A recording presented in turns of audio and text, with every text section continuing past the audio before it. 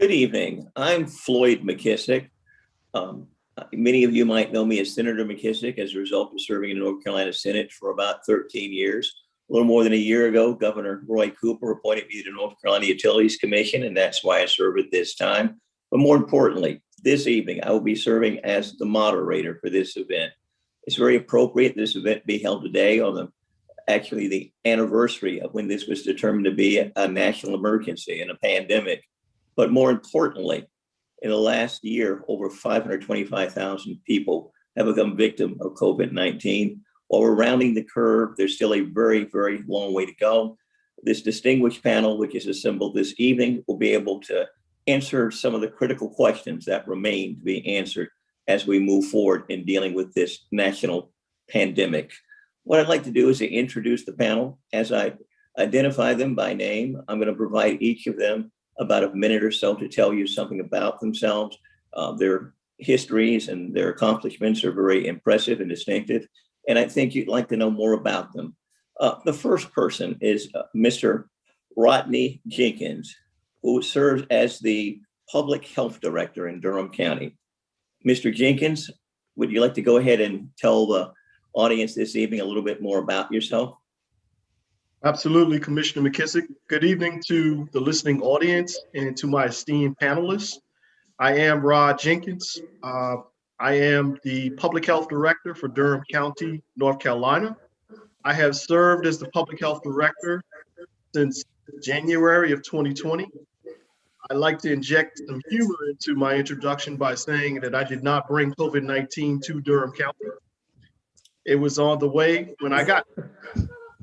But with that being said, it's been a pleasure to serve the citizens of Durham County, even during a global pandemic. And as Commissioner McKissick has indicated, it actually has been 1 year since the World Health Organization declared this not only a national pandemic, but a global pandemic. And our hearts and minds and meditation goes to all people who have lost friends, loved ones, and colleagues to COVID-19. It's been a pleasure to be in public health, and this is why we sign up to be in public health. You can't do a case study, you can't simulate a global pandemic, and as everyone around the squares can attest, there is no playbook for how you manage a global pandemic. The only thing you can do is trust the science. And I'm so elated that we are in a position now with an administration that believes in the science, follows the science, and trusts the science. It's been my professional goal to keep all the residents of Durham County safe by providing accurate, evidence-based, and continuous information to keep them and their loved ones safe and secure. And so far, so good. For Durham County to be a relatively large county, we've only succumbed to about 214 deaths due to COVID. And I take that as individuals who've really paid attention. So suffice to say, I certainly hope that I can bring a lot of information as to my experiences in Durham County, and I hope to answer some of your questions by providing that much more knowledge. But again, thank you for having me. Thank you so very much, Mr. Jenkins. The next person who's a panelist this evening is Mrs. Iris Green, who serves as Director of Constituent Services with Disability Rights North Carolina, a group that does incredibly impressive work throughout our state. Can you tell us a little bit more about yourself? Yes. Good evening, everyone. I am the Director of Constituent Services at Disability Rights North Carolina. I joined Disability Rights North Carolina when it became the state's protection and advocacy system in 2007. And back then, I worked on litigation on behalf of children eligible to receive services under the Medicaid Act, as well as children in school that were receiving services under the Individuals with Disabilities Education Act. In 2019, I took on the challenge to lead the state's agency in emergency management and disaster relief efforts. And I became the supervising attorney for Disability Rights North Carolina Disaster Displacement and Disability Project. And so in this role, I was able to assist people with disabilities who were affected by Hurricane Florence. And then in October of 2020, we made even more changes. Then I became the Director of Constituent Services, and this is a new position that is focused on trying to increase services to underserved populations and hard to reach communities. So I'm enjoying working and getting out and serving in the rural communities in North Carolina. And as part of my work, I am working to do more community engagement efforts and I'm also working with a dynamic group of people on the disaster recovery team, as well as leading our information and referral teams at Disability Rights North Carolina. We have been very active during COVID-19. Even though COVID has hit, our work did not stop. We've been doing a lot of policy advocacy, as well as a lot of litigation during this time to try to make sure that people with disabilities receive the services that they're needing, even during the pandemic. Thank you so very much. And thank you for your exceptional work throughout the state of North Carolina. Our next panelist, a friend and a former colleague who served as a member of the State House of Representatives, the Honorable Larry Bell, who I believe he served for close to 18 years. I know we served together for more than a decade. So if you could please tell us a bit about yourself, Dr. Bell. I know they'll address you as Dr. Bell or Representative Bell, but you're certainly the distinguished and honorable.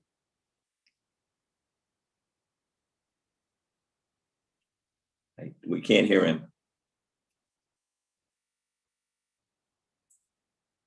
Is there anything we can do to get his audio on?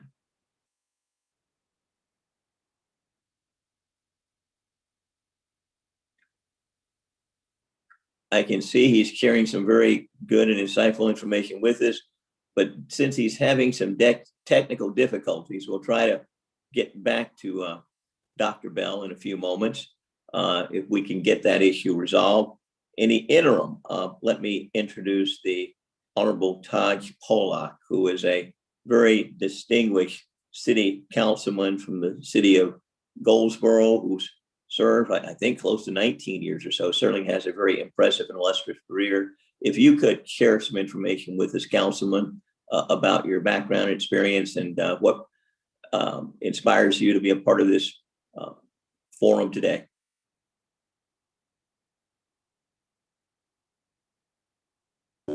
Okay, so first I would like to begin by saying that yes, I was a veteran firefighter with the city of Goldsboro for close to 20 years.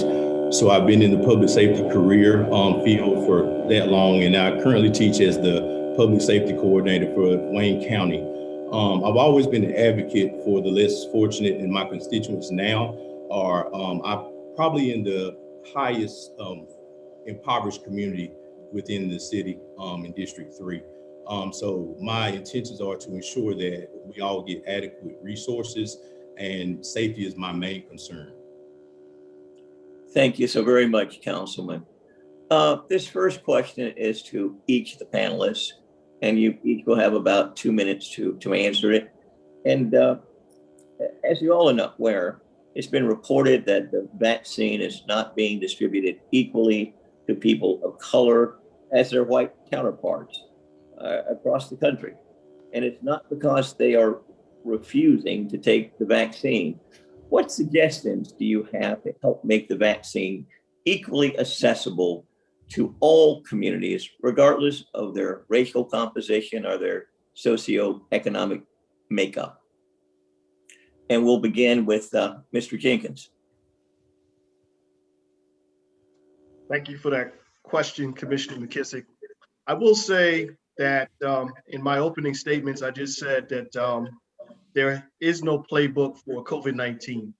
And what we found in public health, particularly on the local level, is that the former administration put a lot of stock and a lot of resources into the development of the vaccine, but not much attention was paid to the distribution of the vaccine. And as a direct result, ladies and gentlemen, we had slightly a calamitous event when the vaccine finally hit the street.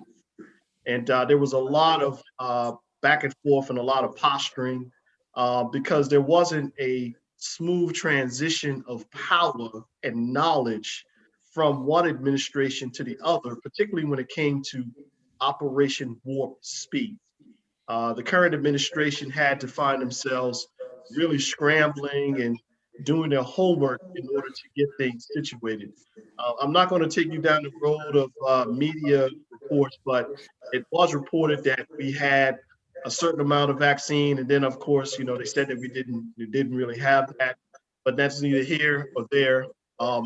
We're at the point now where we're finally confident that vaccine is coming and coming in abundance. With that being said, you know, um, I know that there was a certain amount of hesitancy at first, primarily because, people think of the medical tribulations that people of color have gone through, from eugenics to Tuskegee to you name it. So naturally there was that hesitancy. So what we had to do, and what we've been trying to do all this time, is to simply meet people exactly where they are.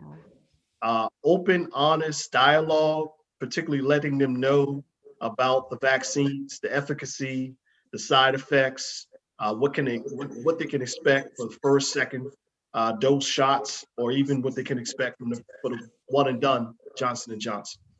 But to address your question, my time left, I will say, for the most part, the North Carolina Department of Health and Human Services has endeavored to do all they can to make it equitable, to where they're giving us base doses of vaccine.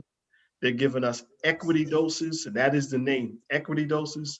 And they're also giving us event doses so we can have specific targeted events.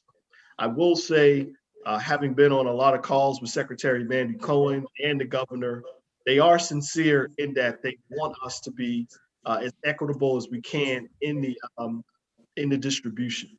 However, I will say there's a lot of misinformation. Social media plays a big role in that, and it's forums like this that lets our constituents and let our residents know exactly what's what.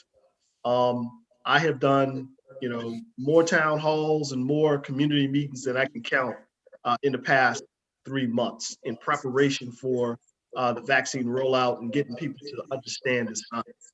So I would say I've been saying this as a public health director. It's been a little discomforting to know that COVID-19 has disproportionately affected people of color in ways and numbers that are just mind blowing. But you would think that we would be the ones beating down the door to try to get the vaccine.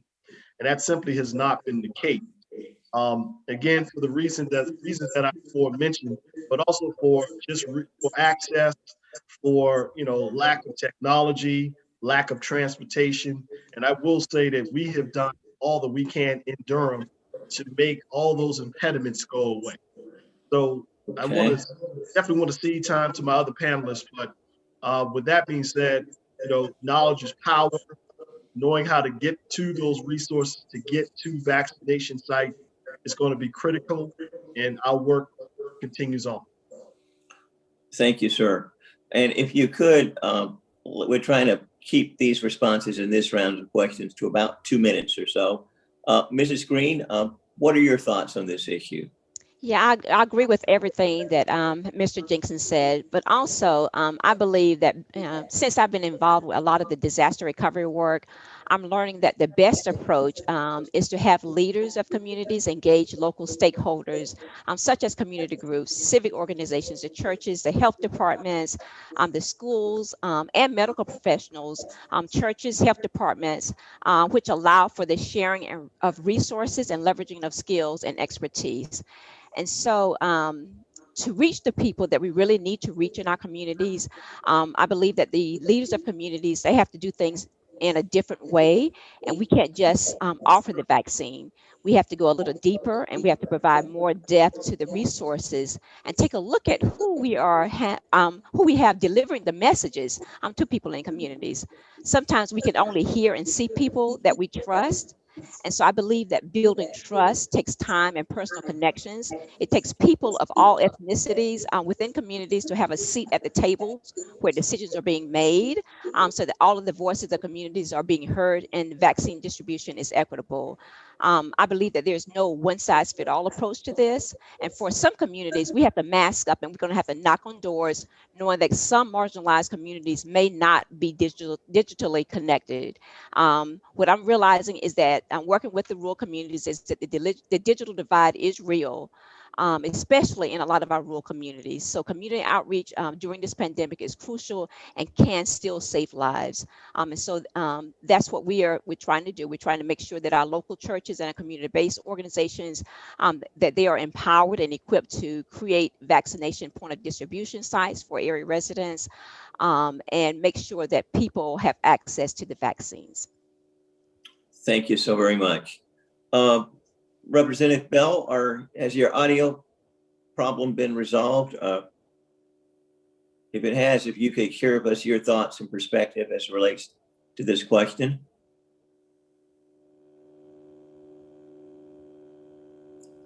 I believe Representative Bell is still having technical difficulties. So Councilman Polak, if you could share with us your thoughts. Sure. So I want to just echo the comments made from the previous panelists.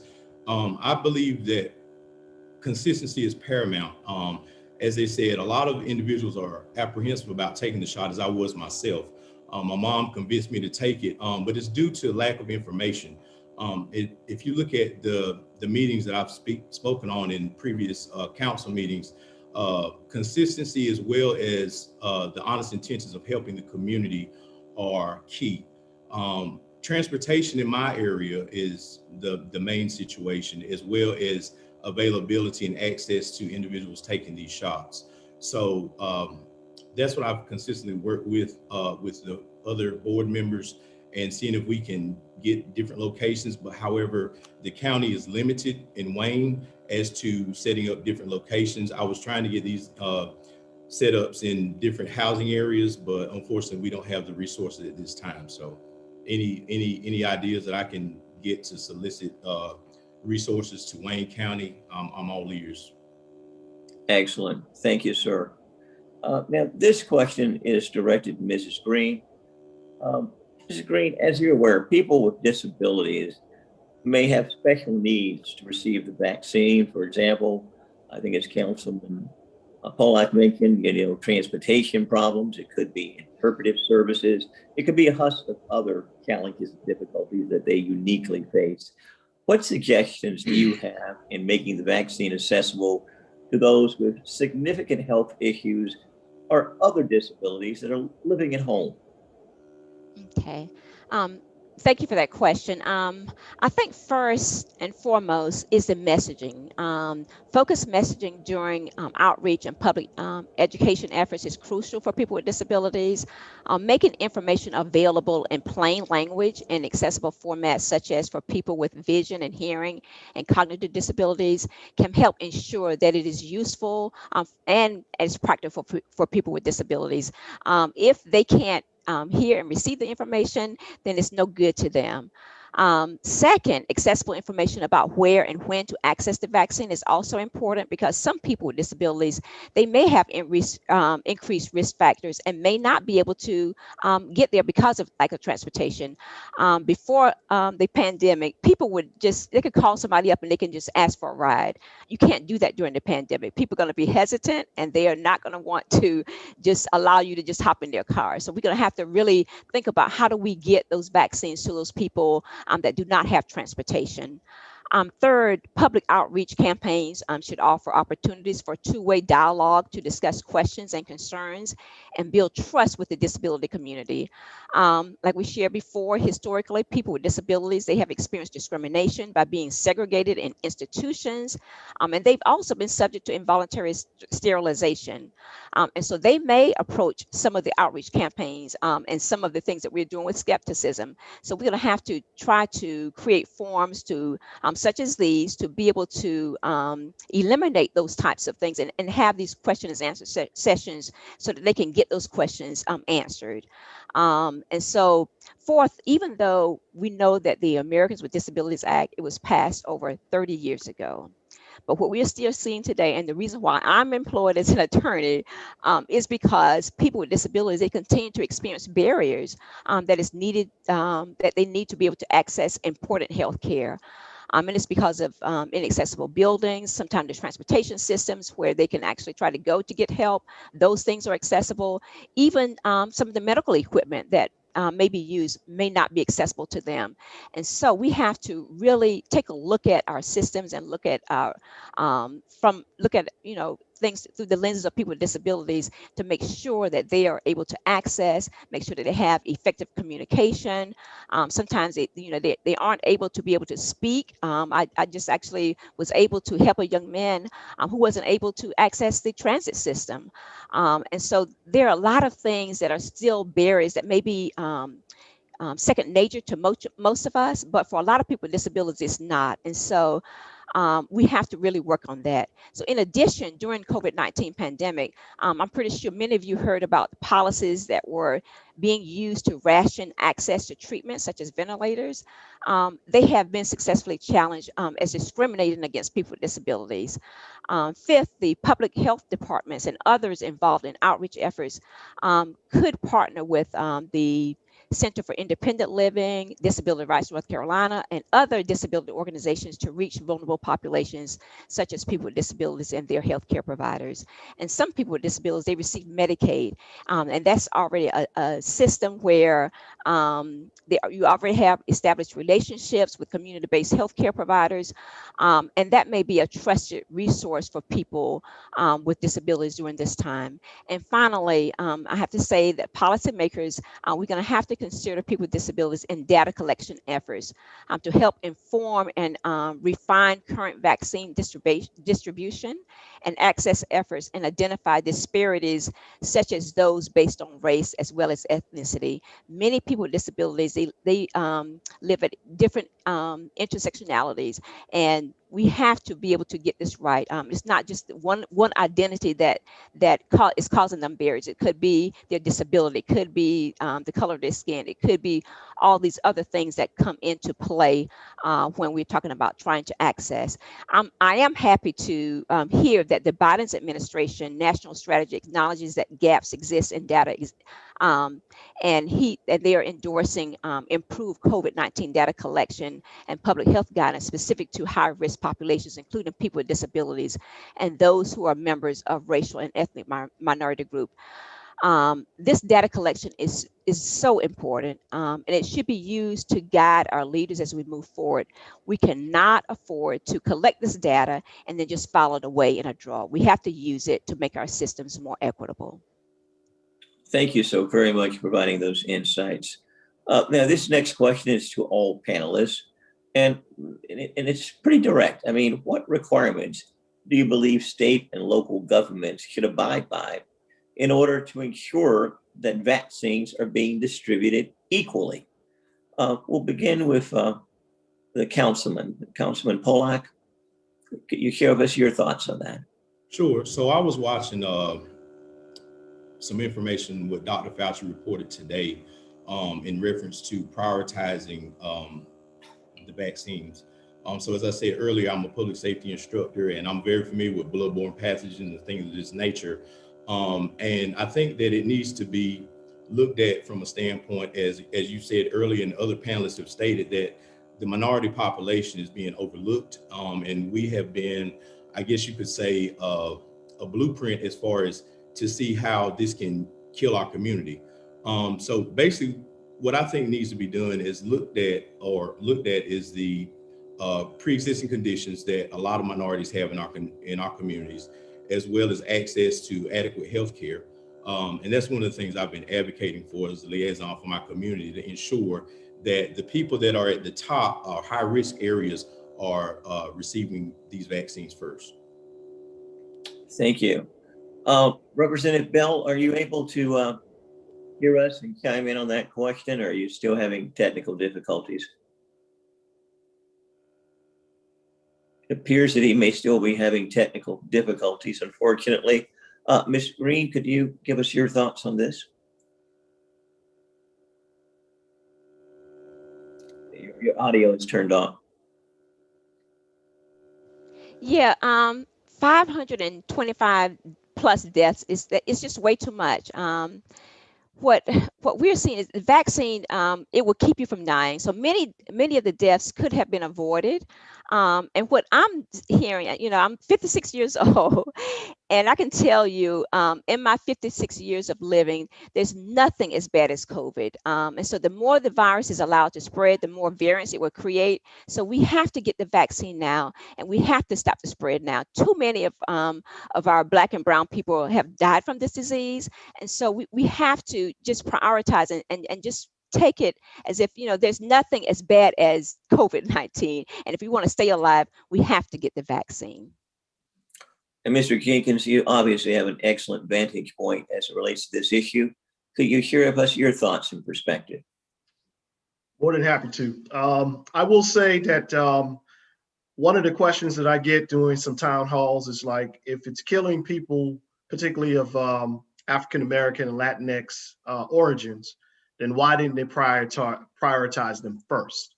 And that was one of the questions that really made a whole lot of sense. Unfortunately, they prioritize it based upon risk. And for the most part, the frontline workers, hospital workers, nurses, doctors, people who work, pretty much like, in medical settings and long-term care facilities, they were considered to be the most vulnerable. So again, we knew that from the data that those populations pretty much were dying due to COVID-19 in large numbers, particularly our elderly in nursing care facilities. So it was only natural that they targeted them first. I can say now that we've gone from groups 1 through soon to be 4, more emphasis has been placed on historically marginalized populations and equity. For the most part, on a local level, what we try to do is make sure that our vaccine distribution mirrors the demographic percentages in our county. We know beyond a shadow of a doubt that 14% of Durhamites are Latinx. We know 37% are African American, and we know 58% are white.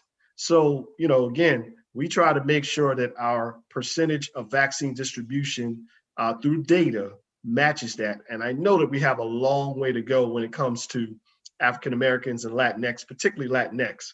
But for the most part, we can do things to target it, like having specific days where we just vaccinate only Latinx.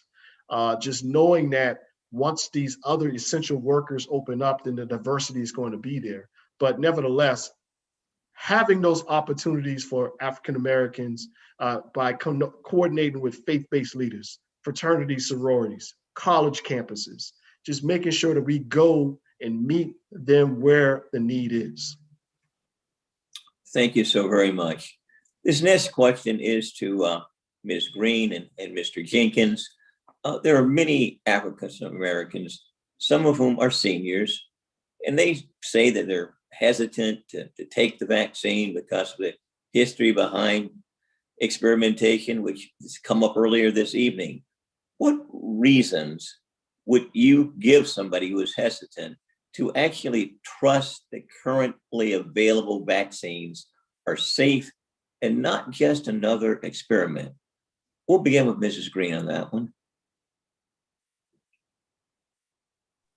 Yeah, and I guess again, it's just too many of us are dying. It's way too many of us are dying, and we have to make sure that people like us, but make sure that we are having sessions like these, and making sure that we are out in our communities. I'm a member of a sorority, making sure that people see us like us, see us taking the vaccine, and make sure that we are encouraging them to take it, and just letting them know the statistics.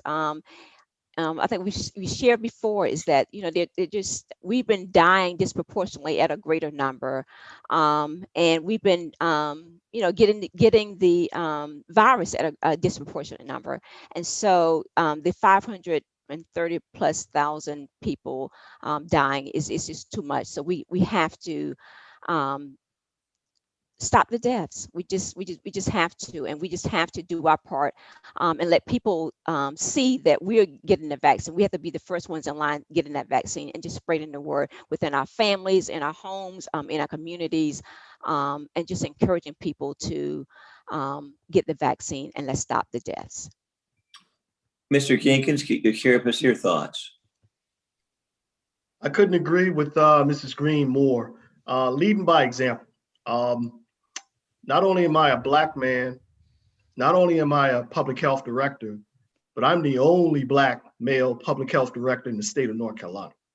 So I let them know straight up, like, look, I'm a Black man. I believe in the science. I have studied the science, not because I have a front row seat to the science, but because I have done my homework. As I said before, meeting them exactly where they are, acknowledging that, yes, Tuskegee did happen. Eugenics did happen. They have been experimenting on us for decades, for centuries, but just letting them know, but here's what you knew, here's the rub. Were these clinical trials for these vaccines, 30% of the participants were people of color. They have gone out of their way to make sure that they involve people of color. And then I hit them with the facts. 10% in the Moderna and the Pfizer trials were African American, followed by it was whites, Latinx, and then African American, and then afterwards everyone else. So I've had Duke to reach out to me directly. I've had Cape Fear Valley Health System in Fayetteville, North Carolina, to reach out to me directly, trying to recruit people of color. So letting them know that. Really hitting them with the science, letting them know how the clinical trials work, and letting them know that basically, you have your placebo and you have the real deal. And based upon science, the real deal won out. Also letting them know, ladies and gentlemen, that on average, you take a shingles vaccine, you take a flu vaccine just about every year. Mm-hmm. On average, the flu vaccine is 50% effective. So you're literally rolling the dice. But straight out the gate, 95% effective. You can't beat that. The science is there, it's sound, and it's certainly worth noting. But consistent messaging, as Mrs. Green said, you have to consistently say what the truth is. And most people just want to know, they want it from people who look like them. They want it articulated in a way that they can understand. And then for the most part, they want someone who has gone through that experience. Because I'm just keeping it a full 100, as these youngins say. They want to understand and know that someone who looked like them has taken this vaccine, as the Honorable Mr. Pollock has said. I took the vaccine. I'm still here. I have not grown a third eye or have an extra limb. Yes, I did have some side effects. Just be honest. You're going to get pain at the injection site. You're going to feel like you're coming down with the flu at times. You're going to have a massive headache, but it's not indicative of that happening to everyone. You may take Pfizer and it's good. You may take Moderna and feel nothing, but just letting them know what the real deal is. And then eventually they have come around. The last thing I'll say, Commissioner Ms. McKissick, is this. When we started off, we did a survey. 70% of Durham people said, I'll take the vaccine. 30% said, I'll wait and see. I'll be hard pressed to say that it's probably 85-15 now, because so many more people have taken the vaccine than they know. Excellent. And a follow-up question, Mr. Jenkins, this is directed to you solely and exclusively. Could you describe some of your successes in Durham in relating to getting vaccines in the arms of people? I once had a pastor that said it's a sorry frog that won't praise his own pond. And y'all only give me 4 minutes, but I tell you, I could probably take 30 minutes just to really talk about all the work that we've done. It's been a hard road, to be quite honest with you, because, most people recognize the month of March as the start of COVID, but in reality, it was January 23rd for those of us in public health. And, as an emergency management individual, I know Councilman Pollack can attest to this as well. I mean, we've been getting briefings. We've been in an emergency operations posture for a very, very long time. And it's quite different to be in an EOC that's activated for more than 90 days, because we're used to hurricanes and all that other stuff, and it's over and then you go back to your business. But we've attacked this thing, from an evidence-based posture. We believe in public relations, so we've done commercials and radio campaigns that strategically target historically marginalized populations. Our friends at Radio One allowed us to give them some money for some commercials. We didn't forget our brown brothers and sisters, so we went to Univision and did some ads.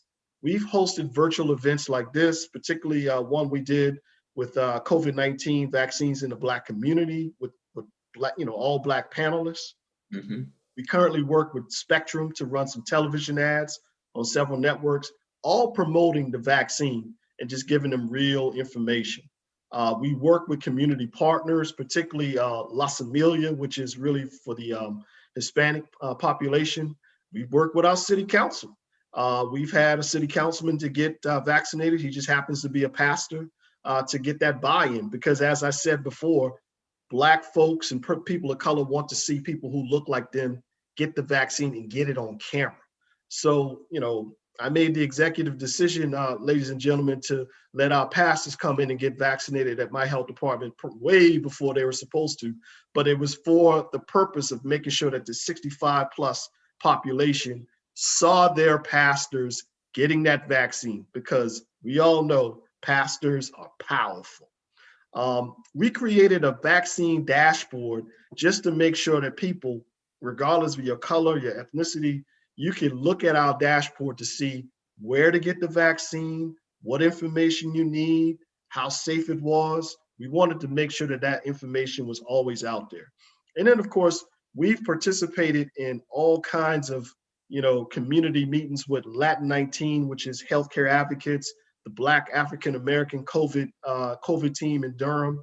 We make sure that we just promote our work. And finally, I'll just say, we make sure that we're able to get that good media, that good, articles out there. So most recently, Durham County was featured in Bloomberg, and it pretty much talked about how North Carolina has been recognized for shrinking racial disparities in vaccination rates.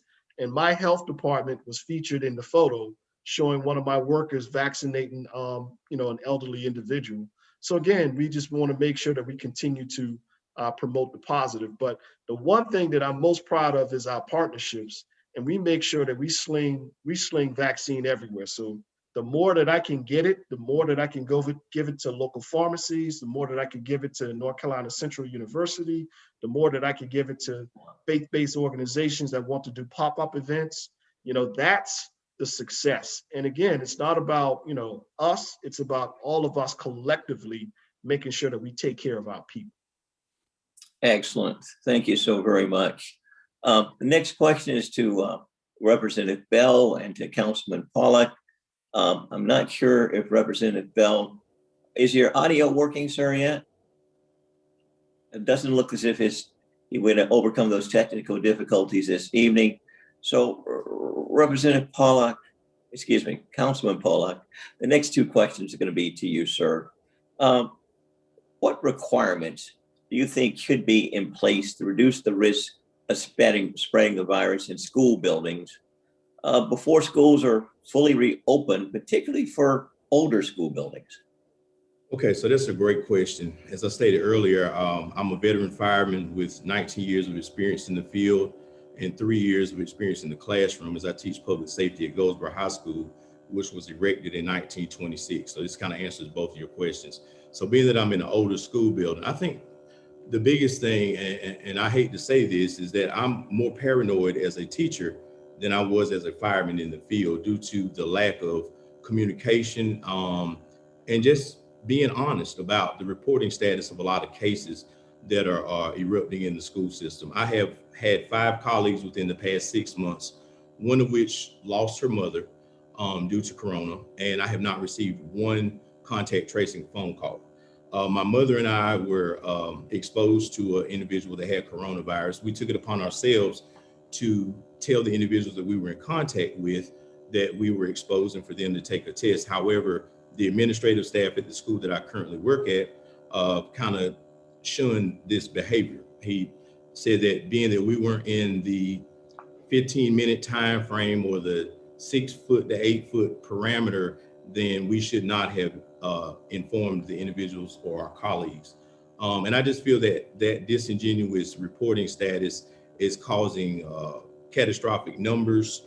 As I said, I know of 5 individuals that I was in close proximity with, as well as my mother, who was a 71-year-old that lives by herself. And I just think that the reporting status needs to be more honest. And as also the cleaning. We're supposed to get sterilized on Wednesday, which is our remote learning day. And we get the same cleaning on Wednesday as we do Monday, Tuesday, Thursday, and Friday. So I think on the local level, there needs to be more accountability from the county as well as from the school system itself. And I speak on that. As I said, I'm an advocate for the community. I was just as vocal when I was a city employee and worked with the city as I am now as a county employee. And life is more important than sweeping this thing under the rug. Thank you so very much. Second, another question to you, sir, as well. Do you believe that teachers should be given retroactive hazard pay due to COVID-19 if the government was to do another stimulus package? And if you do believe that should be provided for, could you explain to us why?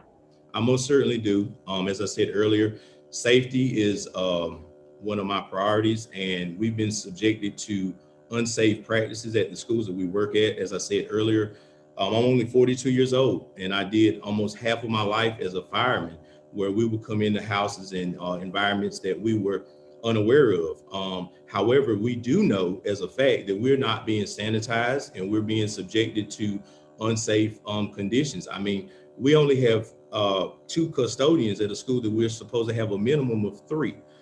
They're diluting the chemicals that they're cleaning our classrooms with, and they're not doing anything outside of the pre-corona situation that they're doing now. So I most certainly do think that teachers are entitled to some type of hazardous pay. Yes, sir. And I would agree with you, considering some of the circumstances they have faced. But I'm glad to see our schools getting reopened as well. Yes, sir. Now, this is the last question going to the panelists before each of you will also be provided with a little time to make closing remarks. Are there any actions or resources other than an 800 number that communities can use if vaccines are not accessible in their local communities? We're going to go ahead and begin this with Mr. Jenkins.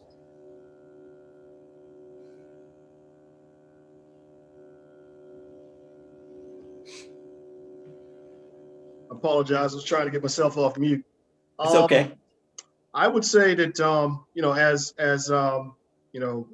I hate to keep tagging Councilman Pollock, but he's right. For the most part, at the county level, there's supposed to be all kinds of resources for your residents to be able to get that information. Of course, I'm throwing no shade to my colleagues in public health in Wayne County, whatever, but for the most part, we know that public health is a function of county government. So for the most part, during a global public health pandemic, that information has to be readily available, and I'm sure it is.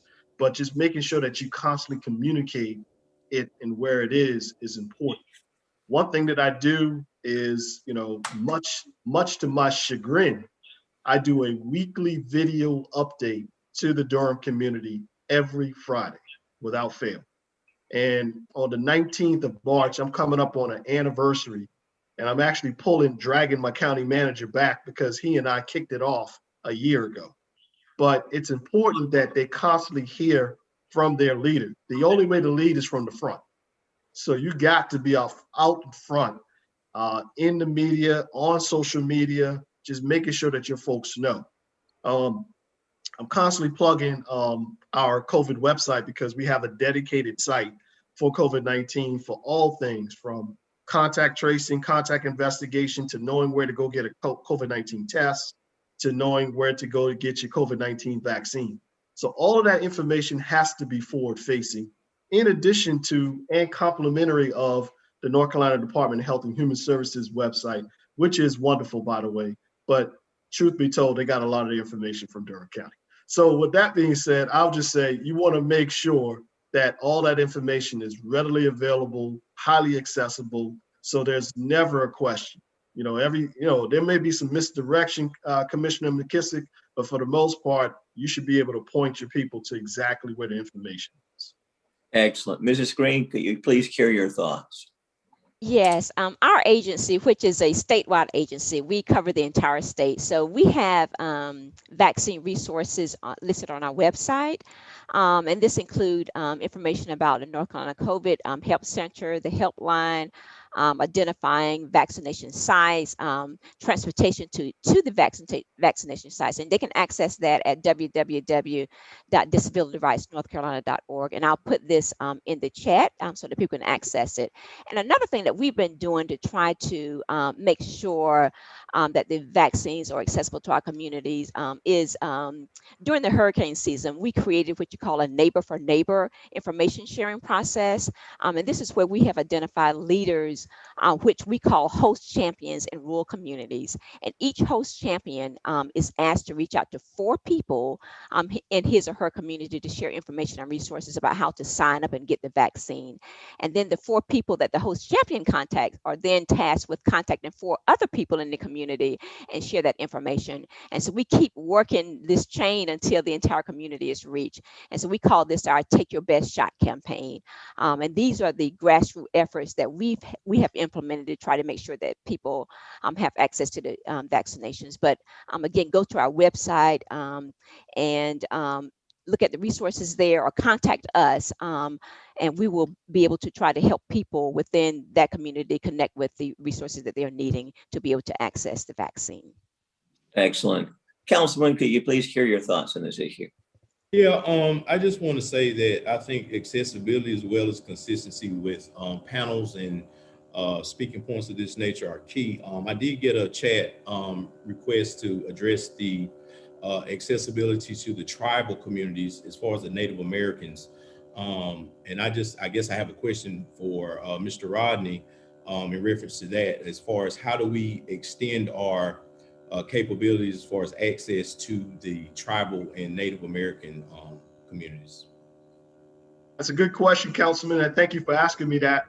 I spent about 14 years of my life in Robeson County, and I'm very, very familiar with the Lumbee tribe of North Carolina. My wife is a Lumberton native, and I have deep affection, deep love for the Lumbees. Yes. And what we found is that with Native American tribes, number one, sort of like the Latinx population, you really have to make sure that all of your events are all Lumbee, all Latinx, because they only want to deal with their own because of the trust. And what I also found is that you also have to have mobility in the form of mobile units. Most recently in Lumberton, particularly in Pembroke, the UNC Pembroke has procured a lot of vehicles, which allows them to go to different sites, remote sites that are really rural, and be able to take vaccines to the people. And basically, once they see UNC Pembroke or something from Wayne County that they really recognize and identify with, they'll be more apt to go ahead and get the vaccine. We're very fortunate, ladies and gentlemen, now that we have Moderna, and particularly now that we have Johnson & Johnson, because the storage requirements are not as rigorous, particularly with the Johnson & Johnson. You can put that inside a regular refrigerator, and the one and done shot deal. So for the most part, it allows you to vaccinate in large numbers, and you have a lot more mobility. But those are the recommendations that I would have. You just literally have to take it to the street. Excellent. Thank you, sir. This is going to be an opportunity for each of the panelists to provide a closing comment that they feel might be important, significant, or pertinent. Perhaps it may be something that we did not cover during the course of our discussions this evening. And we're going to begin this, and I'm going to ask each person to limit their comments to about 1 minute with Mrs. Green. Okay. I think one thing that we have not touched on, and something that has been weighing heavy on me, is that I think COVID has exposed that we as the United States do not believe that health is a right for people. Our country has a system that is designed to deny and not support the right to health. The United States does not really have a health care system. We have a health insurance system. And health is an accommodation that needs to be made available for everyone, no matter your color, no matter your situation, no matter, it shouldn't matter. But people with disabilities have always, and people of color have always died at a higher rate. So during or whenever we return to blue skies time, and those are times when we are out of the pandemic, we need to make sure that we're working to ensure that all people have access to quality health care. My last words would be keep wearing a mask, keep waiting 6 feet, keep washing your hands. I've lost too many family members, I've lost too many friends, and it's not worth losing another community member. And this is, we are empowered to be able to get a handle on this. And so I think that each person must use their power to be able to stop the spread. We have the power to beat this. We need to learn from this. And we need to make sure that we get in line to make sure we get our shot, especially for people with disabilities. With Disability Rights in North Carolina, what we have been successful in doing in most recent days is that we have been advocating that people with disabilities and people in long-term care services or receiving long-term care services, that they get bumped up. And we have been successful, and they have actually been retroactively moved up to group 1. So if you are a person that is receiving home and community-based services, private duty nursing services, or personal care services, you can get the vaccine now. And we are encouraging people with disabilities to go ahead and sign up now. Give us a call if you're having problems, and we can help you get that vaccine now. We were informed today by DHHS that the highest priority group for population, people with disabilities and medical risk factors, will be eligible to receive the vaccine on March 17th. And this is a week ahead of the scheduled vaccine time for them. And additionally, the rest of group 4 will become eligible on April 7th. So my last word is find your spot and get your shot. Okay, Councilman, if you could share a few concluding remarks with us in about 1 minute or so. Yes, sir. So first of all, I want to let you know I wanted to be as professional as I could throughout this dialogue, but I want to say it was good to see you, cuz. My mom, good to see you as well. And also I was blessed to have been invited by Ms. Tamara, which has done a lot of boots on the ground work. And I just solicit your support and prayers moving forward. My email for anyone that's there is tajpolak@goldsboronc.gov. And as I said before, consistency is key.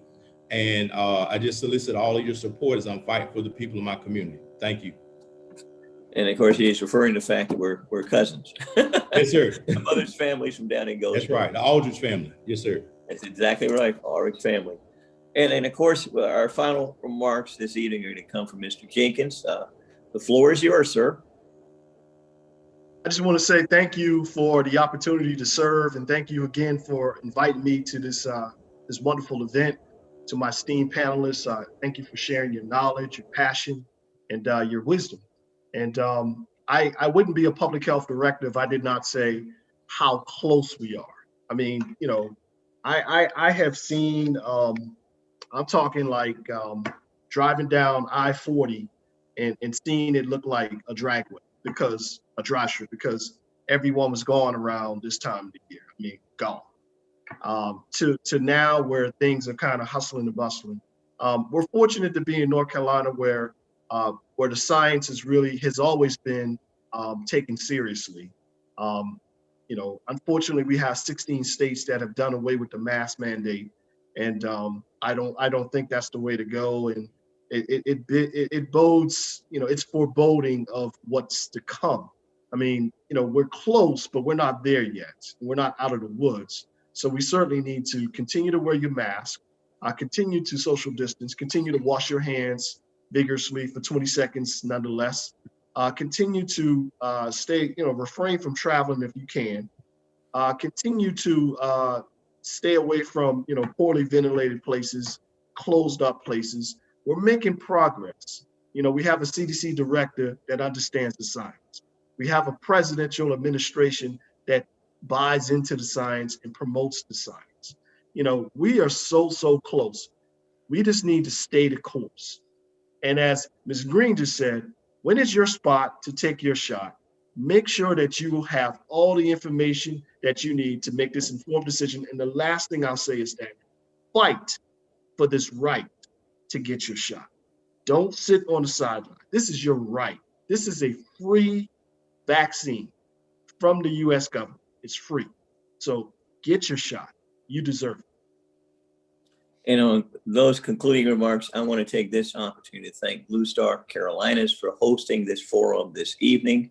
I want to thank each of the panelists for sharing with us your very important and significant thoughts and perspectives. I think it's been exceedingly insightful to those who have been a part of our audience this evening. I regret that Representative Bell could not participate due to technical difficulties, but I know due to his distinguished reputation in the North Carolina House of Representatives, as well as serving as superintendent of schools up in Sansom County and likewise as county commissioner there, his thoughts would have been exceedingly helpful to us. So, and I want you to all know, I received my second dose of the Pfizer vaccine about 2.5 weeks ago. So I not only indicate that the vaccine needs to be taken, but there's absolutely no excuse for anyone not to take the vaccine when it is their turn to do so. And I waited my turn.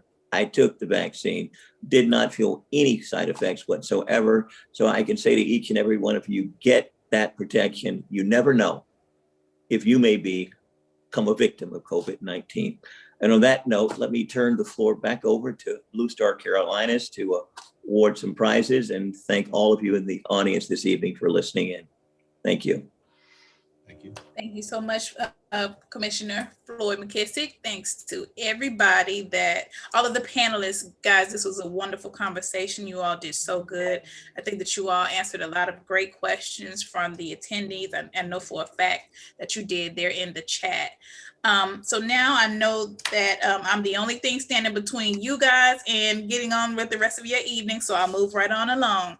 As noted earlier today, we are having giveaways. These names were selected very randomly.